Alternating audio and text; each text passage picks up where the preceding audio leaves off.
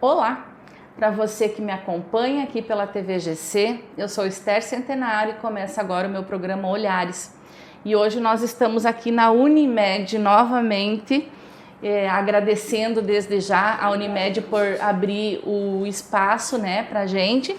E estamos aqui com a Franciele Inig, fisioterapeuta, com um vasto currículo, onde a gente já citou várias coisas e no decorrer aqui da gravação a gente também vai colocar. Tudo bom, Fran? Tudo bem, Esther. Muito obrigada pela oportunidade. Um prazer estar contigo aqui novamente. Muito bom, excelente. Hoje o nosso assunto vai ser paralisia cerebral. Um assunto que abrange N situações e a Fran vai estar explicando para nós um pouquinho. E para a gente começar, Fran, eu queria que você nos falasse o que é paralisia cerebral, incidência e causas. Então, a paralisia cerebral, Esther, ela é mais comum do que se imagina. Dentro de doenças que afetam o sistema nervoso das crianças, ela é a mais comum. Ela é uma desordem no movimento e na postura da criança, que é causada por uma lesão no sistema nervoso central dela. Então, nesse cérebro que está ainda em processo de desenvolvimento, que está ainda imaturo, ocorre uma lesão por alguma causa específica e acaba reproduzindo, então, uma alteração na movimentação da criança, no controle postural e pode envolver outras áreas também do corpo e afetar outras funções do corpo. Todas as crianças com paralisia cerebral são iguais? Voltando ainda na questão da incidência, que acho que eu não te respondi, Sim. Que ela é bem comum, ela acontece de 2 a 4 crianças que nascem dentro de 1.000 nascidos vivos. Então, se tu for ver, é um número bem elevado, né? Ainda, né? E elas são totalmente distintas uma da outra. Então, quando se tem um diagnóstico, se chega a um diagnóstico de paralisia cerebral, geralmente os pais acabam buscando alguns casos mais próximos de conhecido de alguma criança que tem esse diagnóstico de paralisia cerebral. Porém, ele vai se deparar com situações totalmente diversas, porque elas são totalmente diferentes umas das outras, né? Então, tem várias questões que envolvem esse quadro clínico, né, que a gente fala, que ela está relacionada com várias classificações que tem dentro da paralisia cerebral. Então, dependendo da área do cérebro que acaba sendo lesada ali, pode ser tanto no período gestacional, então durante a gestação do embrião ali pode ocorrer uma má formação, algum insulto, né, que acabe afetando a parte neurológica, como pode ser durante o parto ou após o parto, nesses primeiros 2 anos de vida da criança. E conforme a área cerebral que afeta, ela vai reproduzir alguns quadros diferentes, né? Que aí vão vir as diferenças das crianças. Um neuropediatra, uma vez, da minha filha, explicando um pouquinho com palavras mais para todo mundo entender, é como a Fran falou, depende o local onde tem a lesão e o tamanho da lesão. Bem, esse neuropediatra nos explicou assim, que a lesão pode ser um grão de ervilha, como pode ser o tamanho de uma laranja. Às vezes o tamanho da laranja, o tamanho que é grande, não afeta tanto quanto o tamanho do grão de ervilha, né? Então tudo depende do local onde afeta e o tamanho da lesão, né? Isso, porque aí conforme a região, ela vai reproduzir um tipo de tônus muscular, né? O tônus muscular é o estado de tensão que a gente tem na nossa musculatura. Então a gente precisa desse estado de tensão normotônico, que a gente chama normal, para reproduzir movimentos com qualidade, né, que estabilizem adequadamente a articulação e que produzam uma coordenação motora adequada, tanto para manter a nossa postura, como na execução do movimento, para que ele tenha qualidade, equilíbrio, força e etc. Conforme a região que afeta no cérebro da criança e do bebê, ele vai produzir um tipo de tônus. Então, ele pode reproduzir que já entra na classificação, né, da paralisia. Ele pode ter um tônus aumentado, que é uma hipertonia, uma espasticidade, onde a criança que tem fica uma mais rigidez. rígido, né? Isso, fica mais rígido, tem mais tendência até a encurtamentos, a deformidades. Como ele pode ter um tônus de cinético flutuante, que ele tem uma incoordenação motora, uma dificuldade para estabilizar essa postura. Como se ficasse bambo, né? Isso. E pode ter o atáxico também, né, que tem um tônus mais baixo e que também tem tremor, tem dificuldade na movimentação estática, né? Que é o caso da Gabi, só que a Gabi não tem paralisia, né, Esther? Mas ela também tem um quadro semelhante que não tem estabilização suficiente para manter aquela cocontração. Para ver que tem várias síndromes, deficiências que trazem características da paralisia cerebral, né? Sim, porque elas podem afetar o movimento também. Então, a gente sempre vai classificar conforme o tipo de tônus. Tem algumas crianças que são mistas também, que ela pode ter mais do que uma lesão no cérebro, né? Pode ter lesões difusas que acaba misturando alguns tipos de tônus. E conforme elas vão crescendo, Fran, até não está no nosso roteiro, conforme elas vão crescendo, pode mudar essa característica? Então, isso acontece bastante, assim. A gente diz que a criança com paralisia cerebral, ela não é hipotônica, que hipotônica é aquele tônus bem baixo, que ela é bem molinha, porque ela começa ficando hipotônica, quando ela é bebezinha, ela é molinha, ela não tem dificuldade para adquirir controle de cabeça, controle de tronco, sentar, os marcos do desenvolvimento motor, só que com o passar da idade, esse tônus modifica. Ele não permanece hipotônico.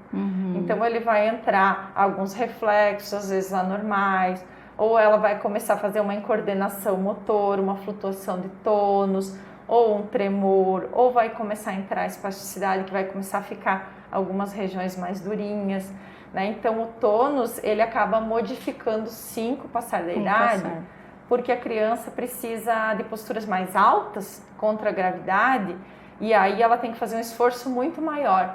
E aí, geralmente, acaba modificando e a gente consegue ver a alteração que se tem. Fran, a paralisia cerebral também é conhecida como encefalopatia não progressiva da infância. Ela realmente não é progressiva?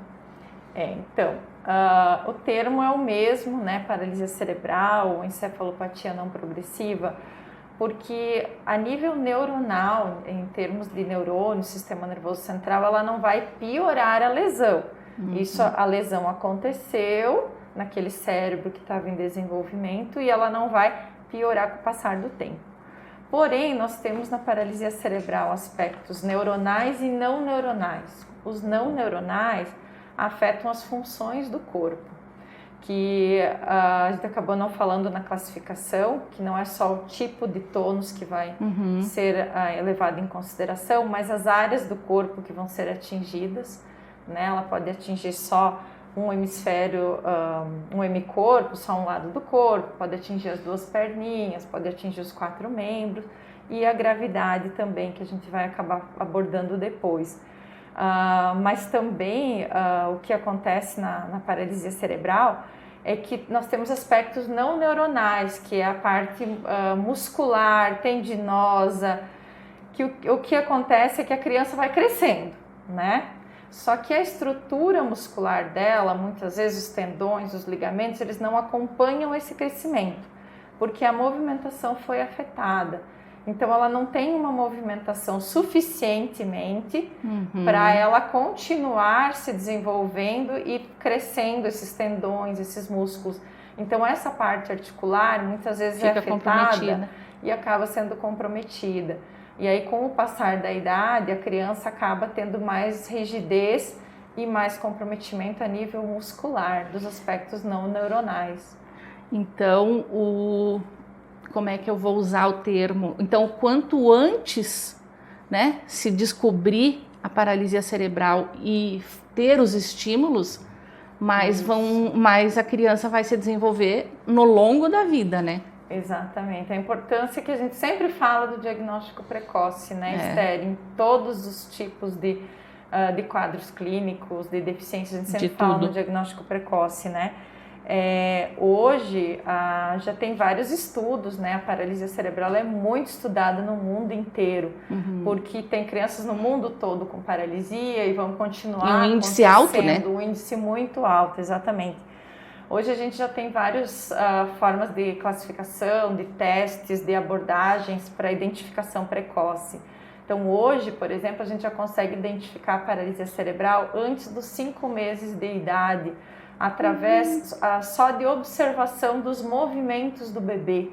Então tem uma das escalas de avaliação, que é o Preston, que é os GMs, os movimentos grossos do bebê, que conforme a movimentação da criança, a gente já consegue ver se ela tem um preditivo para paralisia cerebral ou não. Então, tu já fica alerta, já vai acompanhando para ver esse desenvolvimento da criança. Porque quando a criança é tão pequenininha ainda, é o normal de todos os bebês, né, não se movimentarem, não firmarem tronco. Então, é mais difícil, né, de você perceber. Até porque a paralisia cerebral não tem uma fisionomia.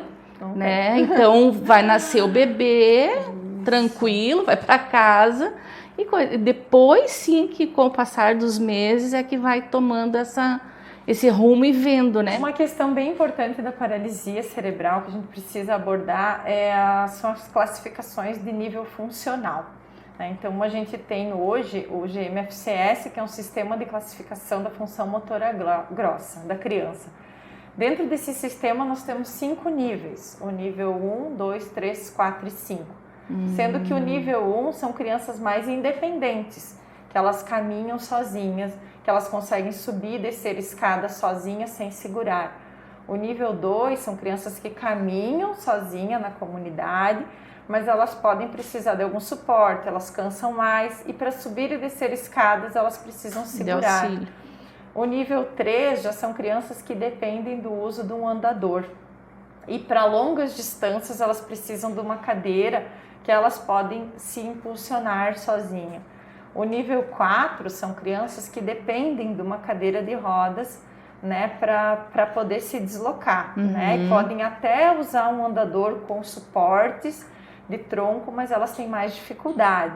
E o nível 5 são crianças que têm muita dificuldade motora, que não têm sustentação de cabeça, podem ter problemas respiratórios e precisam da cadeira de rodas e assistência total, né, de um cuidador.